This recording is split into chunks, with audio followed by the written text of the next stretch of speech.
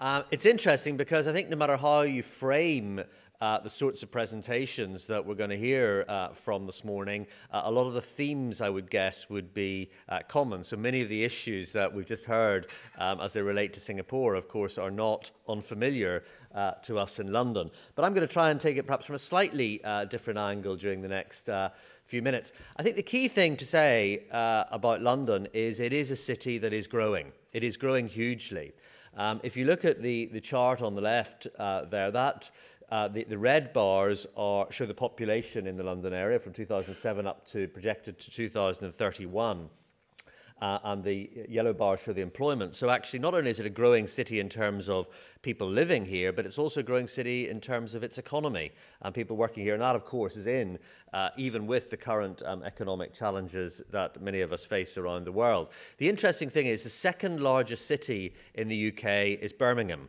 London by 2031 will have grown by the equivalent of the entire population of Birmingham, that second city. So I think it just puts in context about how important London is, not only to the UK economy overall, but important actually to the European and world economy as well.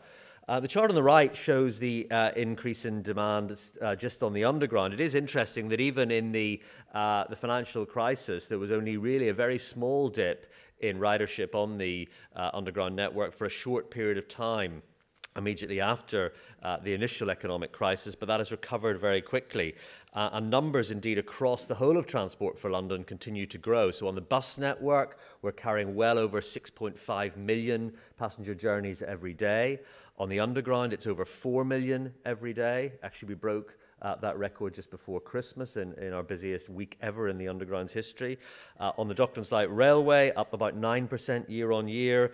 London Overground is up a staggering 71% in terms of ridership in a year. We've been running an increased frequency of service on that part of our network.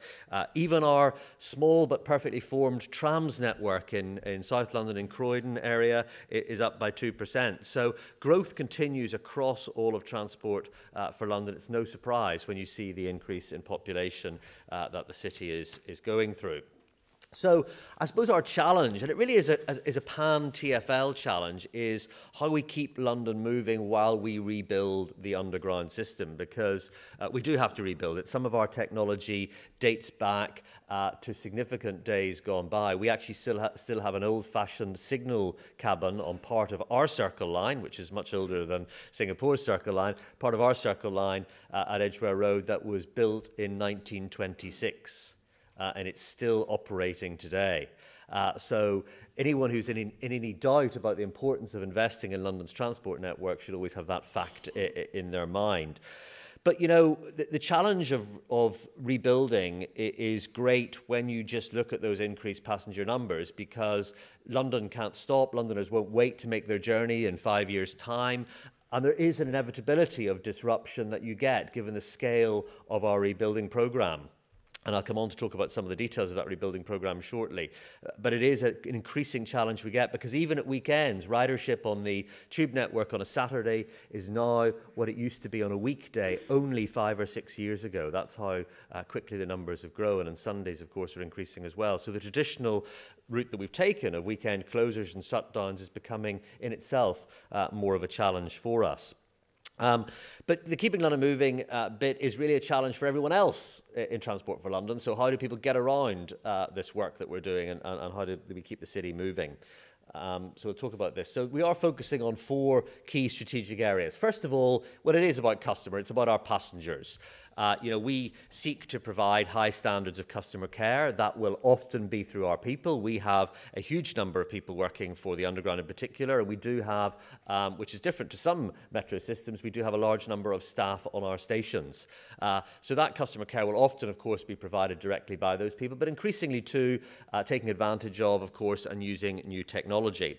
Secondly, it's about delivery. It's about delivery in 2 counts. First of all, it's about day-to-day, minute-to-minute delivery. You will only ever judge me if you're a London commuter on the last journey you had on my railway. And that's quite right that you should. But it's also about delivering our capital programmes and getting them right first time and every time. Thirdly, of course, it's about demonstrating value for money in everything that we do. Nobody gives us a wad of money and doesn't attach strings to it. Everybody wants to be absolutely sure that the taxpayer, the fare payer, is getting value for money for that investment that is being given to us, and therefore we have to continually prove that both to our local government within London and the Mayor's office, and of course the national government as well. And fourthly, it's about our people. In many ways, their qualities and their commitment are one of the things that gets us through these challenges. And without that commitment, without them working with us, we really have no chance of achieving the challenges that we face across London. So if those are the four key strategic areas, what does it get to in terms of our overall efficiency program? Well, actually, it's interesting. We're kind of holding steady in terms of our OPEX overall. But if you look at our operational costs as compared to the kilometres we're operating and the number of passengers we're carrying, of course, it is a positive story. So we're seeking to continue to improve, of course, but holding our costs steady during this context of significant investment and change in ridership is not insignificant. So let's just have a look a bit at some of the renewal areas that we're talking about. So if you look at track, we're spending in the order, this is from 2012 to 2016, in the order of £1.4 billion on track works. Track has been an area that was neglected hugely in the underground for decades. If you think of the fact that a railway on average should be changing about 2.5% of its track base every year, well, we didn't do any of it for decades. So we are catching up, and we're having to do a huge amount of retrofitting and an improvement on our tracks to reduce the number of failures and also increase the speeds on parts of our network. Then if you look at escalators, well, it's not as much, 0.3 billion, but still significant in terms of particularly some of the logistics of where our escalators are in very tight, challenging stations. Lifts again, some of them aren't easy. We don't have a huge number of lifts across our network, but nonetheless a significant challenge for us to renew and replace those. Stations themselves, about £1 billion. Now we've got some major station projects work going on. Some of it is about ensuring that we can deal with the arrival of Crossrail, which is the new high-speed line that's going through the centre of London and out to the east and out to the west. But also some of it is simply about allowing those stations to continue to function, given the number of people, particularly at interchange levels, that are operating in those very complex stations. Civils infrastructure was important. Signalling, of course, one of our biggest challenges, because that's the thing that gives you, as you know, the increased capacity that we need, those trains closer together, that ability to provide greater service all the time, so reducing the headways, however you describe it. Obviously, new trains, 2.9 billion being spent on that. Some of our trains are pretty old as well. Actually, the trains that Robert's father was involved in at Neasden Depot on the Metropolitan line some years ago are still running on the Metropolitan line. In fact, the oldest trains by far running on any UK railway at all. And they're in London and they're on the metro system. It's kind of a sin, really. But we're replacing them now. And communication systems, 1.2 billion. And then there's just running the place, 6.4 billion to keep the place running during all of that. So a huge challenge if you think of the total steady state cost of 17 billion. I mean, this is a huge amount of money, but I think it does emphasize just the scale of the challenge that we've got and the scale of the importance of our network to London. But it is about increasing capacity, as I've said. It's really about ensuring that we drive for growth and that we are able to provide for the growth that London is facing. So our overall upgrade programme gives us an increase in capacity when it's complete of about a third additional capacity across the whole underground network. The subsurface upgrade, that's some of our oldest lines, our bigger lines, the Metropolitan, the Circle, the District and the Hammersmith and City lines. That will be complete by 2018, but already the first of our new air-conditioned trains are rolling out across the underground network. On the Metropolitan line, as I described, these are through cars with greater capacity, and when we get the new signalling added to that, we will at last tackle some of the problems we've got in some of our old-fashioned complex flat junctions. Junctions, of course, that are a direct result result of the fact that this place grew up not as one London Underground, but as multiple separate train companies that were then all, at some point in their history, stuck together by accident rather than design. So we've got to work through that.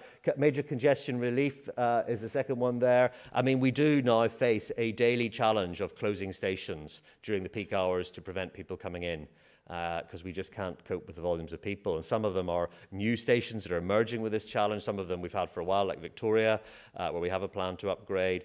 Others are just emerging, like Holborn, where we as yet don't have a plan to upgrade it, and it's an increasing challenge that we're going to have to continue to address. And then we've got the further upgrades of Bakerloo and Piccadilly line, which won't be starting until the next decade at the earliest. We don't yet have the money for that. I start the discussions again with the central government in the autumn, and I will have to, along with whoever is the mayor at that time, fight the case as to why London and London's transport infrastructure is the most important thing that the UK government can invest in, and not just something that can be ignored. The Northern Line capacity increase about 20%. That work is well underway now, and it completes by the end of 2014. The Northern Line is our busiest deep-level tube line, and is a real challenge to upgrade, particularly as we've made it clear that we can't countenance the number of closures that we had to put up with under the old arrangements, old financing arrangements we had on the Jubilee line. It's the same technology, but we'll be doing it very differently. New trams, well, we've got 6 new trams on the way. In fact, 2 of them are in London. I was on one the other day running around. It's not quite in passenger service yet, but will be any day now. So that's significant as well, just to increase, again, what is a very busy part of our network. Crossrail, of course, I've alluded to as well. It's the thing that gives us relief, at least in the short order, for the east-west routes through London, for the Central Line in particular. So that's pretty critical as to what we need to do there. And then the very exciting completion of London's outer orbital rail network, the London Overground network, which completes with the final phase of the East London line, or as some people call it, the New South London line, linking round to Clapham Junction in the south of the city. So again, a huge route, a hugely important route that gives people an alternative rather than going into the city and then out again, allows people to make radial journeys by rail, which is quite revolutionary in this city. Of course, doing more for less is always what we've got to do. That is about new technology, ensuring that we bring in modern systems, modern equipment.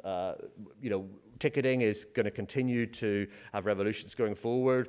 Some people sitting here today may have in their pockets or in their purses a debit card that is enabled by their bank for contactless transactions. Well, that technology is, of course, absolutely compatible with our gate lines and with our Oyster readers. So why would anyone in the future ever want to buy a ticket? Why would you want to change your currency into mine? You'd far rather just use your contactless debit card to access our systems, and that technology will be rolling out in the next few months, first of all on buses and then more widely across the network. The train you see on the left is just a concept drawing of the sorts of train we will face going forward. We will inevitably face trains that don't have drivers' cabs. We do face a particular challenge about platform edge doors, retrofitting platform edge doors on our system. It's many curved platforms, many different issues we've had to face there. There's a long debate, I think, to get to before we decide exactly what our new philosophy is going to be for trains, particularly on the deep level tube lines going forward. But I have no doubt that there will be some interesting political and other debate around that subject as we go forward. That kind of links to the fact that within all of that, there is a people management challenge, because while any organization is always a perfect blend of people and technology, that getting that balance right and ensuring that you still are able to provide a personal customer, passenger level of support when needed, blended with the cost of ensuring that you are able to provide that efficiently and effectively and take advantage of and exploit all the new technology that comes along. So whether it's CCTV cameras, whether it's new radio systems, whether it's the advent of this new contactless debit card that I've been talking about, all of those are very significant issues that we face as we go forward. The other thing, of course, is, and it links with what I said about the funding issue earlier on, benchmarking is becoming very important to us. Benchmarking with yourselves, with other metros around the world, with other railways within this country. using Comet. I know we've got Richard talking to us in a short while, using every source of data that we can to prove to ourselves, firstly, that we do things in an increasing value for money context, but also, I think very importantly, proving to the government and proving to our funders, the taxpayers and the fare payers, because if they don't have the confidence that we are spending their pennies wisely, their pounds wisely, then we won't get the money the next time. They'll give it to someone else. So I'm determined that we continue to benchmark at every opportunity. We are, of course, also looking at other sources of income. So this is an interesting one where we've got a good sponsorship deal for our new cable car, which is part of the rail network in London, would you believe? But it will be being commissioned in the next few months, crossing the River Thames, and will become a key part of our transport network as well. And it's got a very good sponsorship deal. So I guess to kind of begin to wrap up, I mean, clearly, you know, the challenge of all of this as we go through this major change, this major infrastructure investment, is about how we keep this customer-focused approach. As ridership increases, we keep that personal touch that we like to think we're good at providing in London context. Londoners like to see people on their metro system. But of course, this year is not just about London. This year is, as you've heard already, about the world, because we do have the Olympic and Paralympic Games coming to our city this summer, and the ability for us to ensure that we move these additional people around our city, people who won't be familiar with our network, with our city, possibly not even with our language, is going to be a great challenge, but what an exciting opportunity for all of us. So across all of our the rail parts of Transport for London, we face similar challenges. Actually, the only one that doesn't really get touched by the Olympics is the trams in Croydon, but I suppose it does serve Wimbledon, so it does at the periphery get touched. But the DLR is at the core of the Olympics, with its extension to Stratford International already operating right to the heart of the Olympic Park. The underground, of course, and the overground also will play a crucial role in that. So, very exciting time ahead. It is obviously right now, the focus has got to be in the short term about making this place work and operate and run for this summer, for the Queen's Diamond Jubilee at the start of June, and then for the following 100 extraordinary days till the end of the Paralympics in the middle of September. But way beyond this summer too. This is about ensuring we are set up to be the very best we can be now and into the future, to cope and deal with and respond to and serve the growth in this city and this city's economy that we fully expect to continue over the decades ahead. Thank you very much.